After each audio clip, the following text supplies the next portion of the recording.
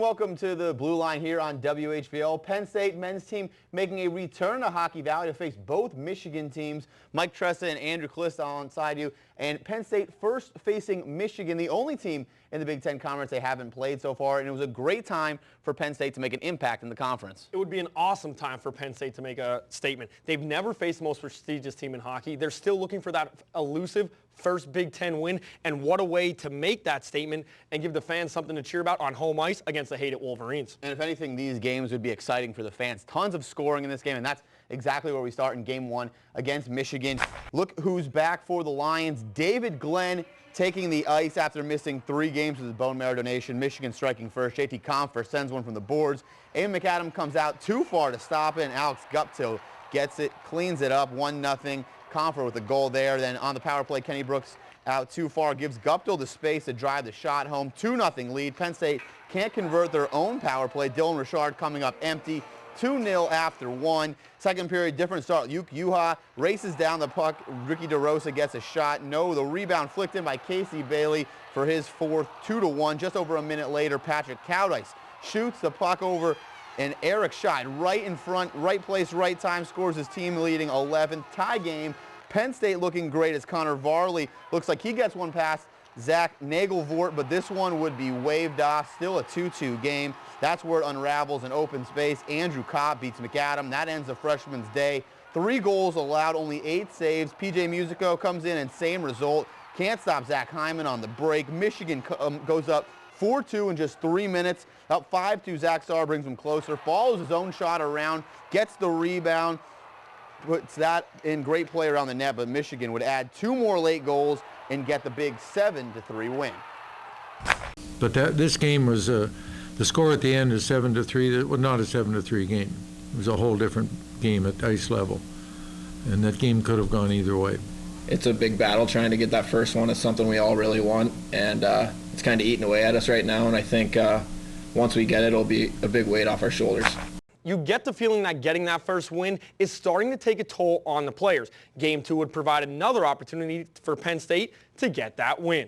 Matt Scoff back in net for the Lions in Game 2. Would he give the Lions a much-needed bump? The answer would come early. Scoff stops Michigan early on in what would prove to be a very physical game. 5 minutes in, off the draw. Zach Starr is going to find this loose puck, watch him weave in. He's going to beat Nagelvort from the tough angle. Shot from the goal line. Penn State with the big early goal, up 1-0, and Pegula was rocking early. But the Lions, they're not satisfied. Off the draw, David Glenn finds the puck, and he goes off Nagelvort's pad. Welcome back, David Glenn, as the Lions go up 2-0 halfway through the first. Pegula still rocking. Penn State looking to avoid another collapse, and Scoff the Hoff is up to the challenge, stoning JT Compher with a nice butterfly save. Penn State keeps up the pressure. Scheid down to DeRosa, who then dekes the shot, and Casey Bailey follows with the snap shot through the 5-hole, and the Lions out to the huge 3-goal lead in the first period. Red Berenson, he is not happy with his team. The legendary Michigan coach makes the change. Nagelvort out, Racine in. Michigan looking to answer, but Scoffers on his game with this quick glove save, maintaining the advantage. Let's go right to the third. Students jacked up, ready for that first Big Ten win. The powerhouse Wolverines, you know they're going to look to come back. Nice pass here from Michael Downing down to Derek DeBlois. Stones him on the doorstep, and check out Scoff. Does not like losing his helmet, and he interferes, and he lets him know about it, telling him to get out of here. Love it when the goalies mix it up. Going into the final minutes, off the draw again. David Thompson rips it from the point. Ricky DeRosa to the deflection, his 4th of the year, puts the Lions up 4-0. That's how this would finish. Penn State's first Big Ten win over the most storied program in the country, and their first win over a top 10 ranked team. Scoff, Big Ten second star of the week, as he earned his 3rd career whitewash. So you talk about timely goaltending. I mean, there's huge saves early that just gave us a lot of confidence, and sometimes that's great goaltending is more about timely goaltending, and I thought that really started us off well. And then I just think everyone had a little chip on their shoulder from last night that, this isn't going to happen again. I think it's part of our growth and, growing as a team. And like you said, yeah, it was a different feeling. And, we really came together as a team today. A good look Good-looking series for the Lions. The recap board, Penn State and Michigan even on the scoreboard, and all the way down Penn State. More shots this time. They executed a goal for every 10 shots and winning the penalty and face-off battles. Big improvements in the conference for the Lions. Possibly the biggest improvement for the Lions was in net. Matthew Scoff was superb in Game 2, stopping all 32 shots that he faced, but it was really more about the timely goaltending that allowed Penn State to build that lead, and he gave Penn State its first shutout win since February 8th, 2013. Coincidentally, a 4-0 win over University of Alabama Huntsville. And that leads to our good from the series with Michigan, and right off the bat, Penn State, great to see them get their first win in the conference. Yeah, it was great by the Lions, and it really starts with the ability this weekend to get the scoring and converting on those scoring chances. A lot of them coming from odd man rushes. They kept the pressure on Nagelvor, and they were relentless in getting after the puck no matter where it was on the ice. Another area the Lions did a great job was physical play, especially the way they battled back. They tied the game up at 2s in Game 1 after trailing, nearly taking the lead before Connor Varley's goal was called back. Then they came out on fire, scoring 3 times in the first and holding that lead with physical play, something they struggled with this year, and it was really good to see that in action. While the win was great Saturday night for the Lions, it wasn't a perfect situation for them across the board. There are always things that they need to work on. Mike, what did you see? Well, they did a good job of eliminating penalties in the series against Michigan, but on their own power play opportunities, Penn State took an offer, going 0 of 6 on the chances. This didn't affect their scoring as they had more goals in the series than their previous 5 games before, but it would be nice to see the Lions get more power play conversions. First win for the Lions in the conference, and Coach Guy Gadowski in this week's Sounding Off presented by Ace Hardware State College talked about why he came to Penn State. That was a tremendous night, something I'll never forget, but I think, I don't want to speak for these guys, but that's why I came here, to compete against the best teams in the nation in the Big Ten, and what a tremendous crowd and the student body. They're so great and so supportive, and to see how much fun they were having, that's what it's all about for me. So it was awesome. And stick around after the break. We'll have Penn State's next opponent, Penn State facing Michigan State for the second time, and we'll have all the info when the Blue Line returns. For Michigan State, when you don't notice defensive, that's a good thing. Reimer walks in, shot, score! There's that line again.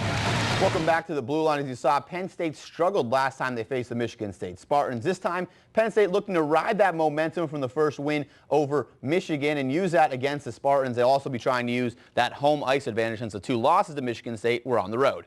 Yeah, they lost those 2 games out at Munn Arena. No surprise there, very tough environment to play. But Penn State right now is playing inspired hockey. They did get the win against Michigan, and they're going to have that ruckus Pagula crowd behind them at home this weekend. So a different team from a confidence standpoint. We'll also take a look at how the statistics match up with Penn State and Michigan State on the J-Mac Mitsubishi matchup board. Penn State closing the goal, getting within 4 goals of Michigan State, and actually averaging more goals per game than the Spartans. Penn State better on the power play, but just below Sparty on the penalty kill, and Penn State is committing 11 more penalties.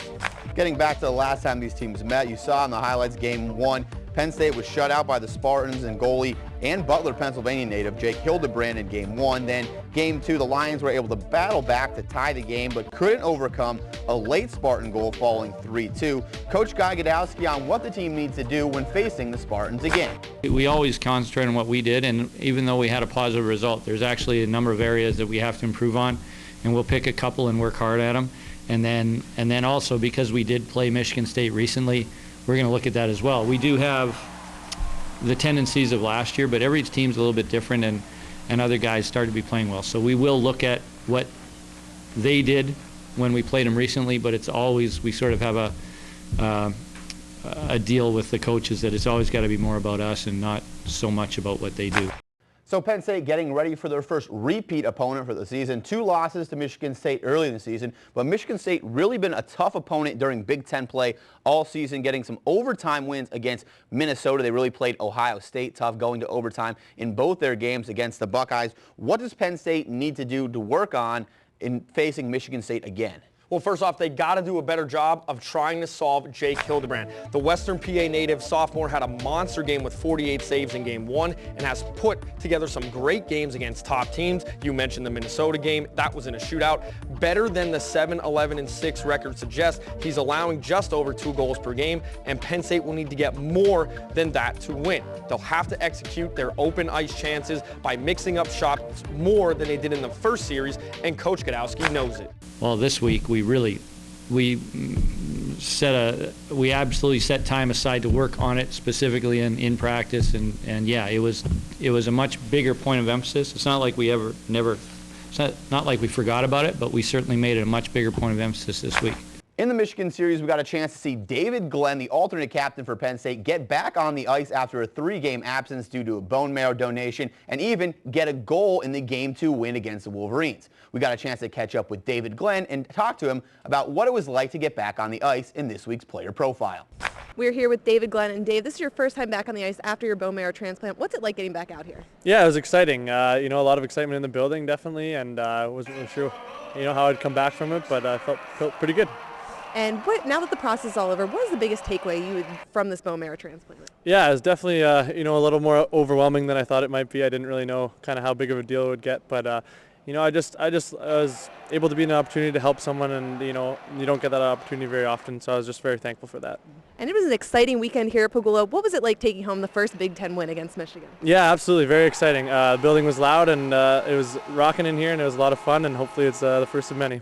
Thanks very much, Dave. Thank you. Back to you guys. Thanks a lot, Elise. When we come back from the break, we take a look at the breakdown of what Penn State needs to do against the rest of the opponents in the Big Ten to get a couple more wins along the season. The Blue Line will be right back. It's a mentality that you go in with. It really is. And hockey's a funny game. I mean, all sports are interesting. You have to play it out. You can never look at it on paper. And often the team that's ready to compete the hardest in physical sports, the team that's willing to compete the hardest and sacrifice their body and get bumps and bruises, etc., often wins those battles, and that can often be the difference between a win and a loss. Welcome back to the Blue Line. Mike Tressa and Andrew Calista, and right now we're going to take the time to take a look and reflect on Penn State's season so far to this point. Penn State's played every team in the Big Ten so far, and only 5 series remain, one against each team in the Big Ten. So at this point, we're going to take a look at what Penn State needs to do the rest of the season moving forward to get some more wins in conference, starting with Michigan State. Yeah, we'll start with the Spartans. They take on Penn State this weekend at Pegula. We already mentioned that the Lions need to attack Jake Hildebrand more, but what they really need to do is slow down the line of Greg Wolf, Dean Chelios, and Lee Reamer. That line beat up Penn State to the tune of 4 goals and 8 assists in their first 2 games, all the scoring coming from the forward position when they were on the ice. Wolf, Reamer, and Chelios are 1, 3, and 5 scorers on the team. When they are on the ice, Penn State needs to check them, and they know that is where they are likely to go. Something that's going to be extra difficult as the team is down 2 of their best defensemen heading into this series. Next up after that is the rematch with Michigan. This time it's going to be on the road only 2 weeks after facing the Wolverines and getting that big win at Pegula. For Penn State, they're really going to need to keep up that intensity. Only 2 weeks off the loss, so it's going to be fresh in the minds of the Wolverines. Michigan will also be coming off a big series with Minnesota, so they will be hungry for revenge at home. Penn State needs to be very physical, stay on the attack, doing things like out-shooting the Wolverines, winning face-offs, and staying active in front of the net to really have a good chance to win. Next up for the Lions after the Michigan series, on the road at Minnesota. The key for the Lions there is keeping your composure in a big-time atmosphere like Minnesota has on their home ice. Godowski always says how he likes that the loud environments are at Pegula, but these are 2 nationally televised night games against what could be the top-ranked team, who, by the way, is 12-1-3 at home. Penn State hung with the Gophers at Pegula, but it's a totally different environment out there. They will have to recreate that mindset that they had here at home and focus to be in a position to knock Minnesota off on the road. Penn State then returns home for their final 2 series of the season. The first one of those coming against Wisconsin, and really against the Badgers, what they're going to have to do is win the penalty battle. That will be very key against Wisconsin. Wisconsin now leads the conference in penalties. Penn State has been doing a great job lately keeping their penalties down, but in the first series against the Badgers, the Lions committed 10 penalties in the 2 games, allowing 9 Badger power plays. In order to pull an upset at home, Penn State will really need to limit their mistakes, really giving themselves better chances to get some scoring and force the Badgers into their own bad situations and take advantage of their own penalty situations and power plays. Yeah, Lions closing out the season with Ohio State at home. It's really a rivalry across the board in all phases for Penn State. The Buckeyes' biggest weapon in the conference, the leading scorer, Ryan Dzingel, who torched Penn State out in Columbus. Dzingel scored 3 times, had 3 assists in the sweep. Penn State has to account for him every time he is on the ice. Gudowski has said they don't game plan for one player, but this is one case that they may need to make sure that Dzingel gets hit when he can and that he's not allowed to roam free in the open ice. And one thing for all of these games really is finishing strong. Not only finishing the season strong, but really finishing games strong. Penn State has shown a problem with that all season, especially in Big Ten play. In the games against Michigan State, Minnesota, and Wisconsin, Penn State was tied in the 3rd period of all those games. They were tied with Michigan in the 2nd period, and they had a 2-goal lead in the 2nd period against Ohio State. All of those games ended up in being losses. It's something that comes with experience, but it'd be great for the Lions to show in the remaining games that they could close out games and close out wins, and those are our keys to the rest of the season for Big Ten play. Another key for Penn State will be how their defense is affected going forward. With the losses of Luke Uhas and Nate Jensen, those are 2 very good puck handlers that like to jump up on the play into the attack zone. Players like freshman Mike Williamson and sophomore Mark Yanis to play bigger roles, and maybe we'll see if Kenny Brooks again playing defense. The forward did a great job filling in on defense in a pinch in the Michigan win, and Coach Gudowski raved about him this week. I don't know how he does it. I mean, I know he did play some in junior, but he's actually really good. Like, he's really good. I don't know how he does it. And so if we didn't have Kenny Brooks, that would have been we'd have been in big trouble just playing 4D like that. So he was huge for winning that game. Huge.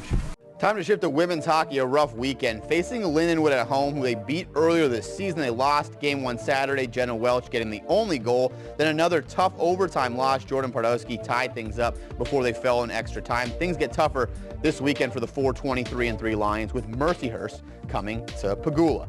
Jill Holdcroft assisted on the Welch goal in Game 1, giving her now 7 points on the season. It's been extra special for the sophomore, who graduated from State High and always has a big following at her games, as Elise Murkowski found out in our player profile. I'm here with Jill Holdcroft, and Jill, the season's coming to a close. What's been the high point so far? Definitely the high point would be our win against Union. It was our first win right here in this building, so it was a lot of fun and great to be a part of. And you have a couple big weekends coming up before the tournament. What are you looking forward to most? And like you said, they are big weekends. We have a lot of competitors, so hopefully we'll be wrapping up the season with a win. And you're a State College kid. A lot of the people on the team are from out of town. What's it like being able to play in front of your home crowd all the time? Oh, it's great. It's a lot of fun to be home. I get to have like the people in the community that know me come out and watch me sometimes. So it's a lot of fun just to be here, knowing a lot of people who are in my hometown. So it's great. Thanks very much, Jill. Back to you guys. Thanks, Elise. When we come back, we'll take a look around the Big Ten on the men's side. The Blue Line will return right after this.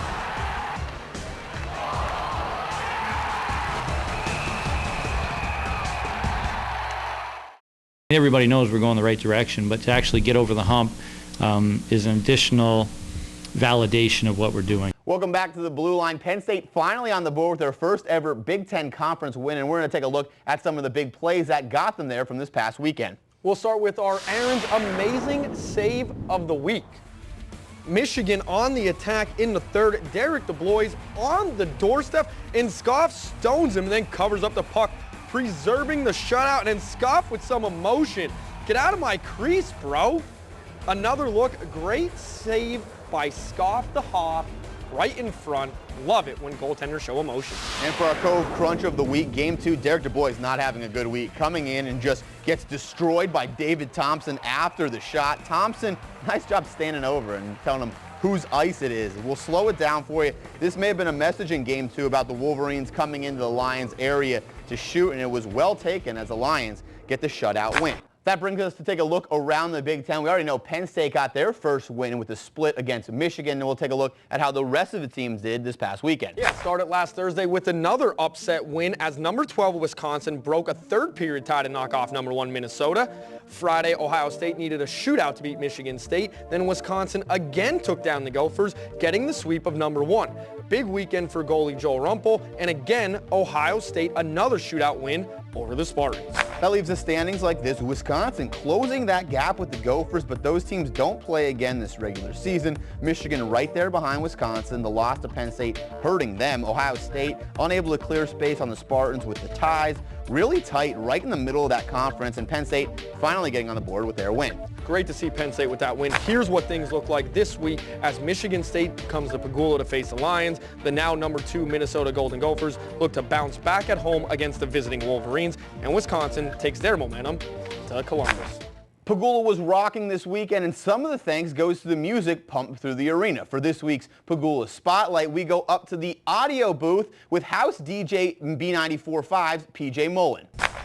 You've heard Guy Gadowski say how rocking Pagula can get for hockey. This week we got a chance to see the crew upstairs who helps this happen with the arena music and sound, thanks to PJ Mullen. This is where it all happens. We got the whole crew up here in the sound booth, and we have the guys over here that are running all the ribbons in the building. All right, Rodney's up here. Rodney is the PA announcer, so Rodney is in charge of getting the place going and announcing all the goals and, you know, letting us know we're in Hockey Valley every night. And then over here is where we do all the sound for the games every single night. So this is the soundboard. We got stuff coming from the Bryce Jordan Center for all the videos that we do over there. And then we got hit a line roar for us, Matt. Matt's hitting the line roar over here. So we got to get it going. Hit the line roars, Timber, Zombie Nation, and anything else we want. We'll kind of follow stuff on Twitter, see what people are saying, and kind of keep our eyes over there across the ice. If you look way across the way, we'll check out what the student section's up to and see what their reactions are to everything we got going on up here. So we'll run music and all the pump-up stuff over here, and then all the mic stuff and Bryce Jordan Center and PA announcing happens on our board, and kind of all happens right in here. Yeah, whatever the student section's up to, we try and kind of mimic it and get it going out there for all the fans that are out here at Pagula. So whatever we need to do, whether it's a Timber thing or a Zombie Nation or Power, we just kind of keep an eye on it from way up here, and we have a huge team that works with us to make sure it happens every single night for the hockey games. And the Nittany Health South injury board, 2 big ones this week. Defenseman Nate Jensen and Luke Uhop both out with head injuries, will not play this weekend. How do you think that's going to affect the Lions taking on the Spartans? Oh, I think it has a major impact. You need a lot of defensemen to slow down a line like Wolf, Chelios, and Reamer. Big loss for the Lions this week. So Penn State taking on Michigan State Friday night, and then Saturday afternoon, the women playing Saturday night and Sunday afternoon. That'll do it for the Blue Line. For Andrew Callista, Mike Tressa, we'll see you next week.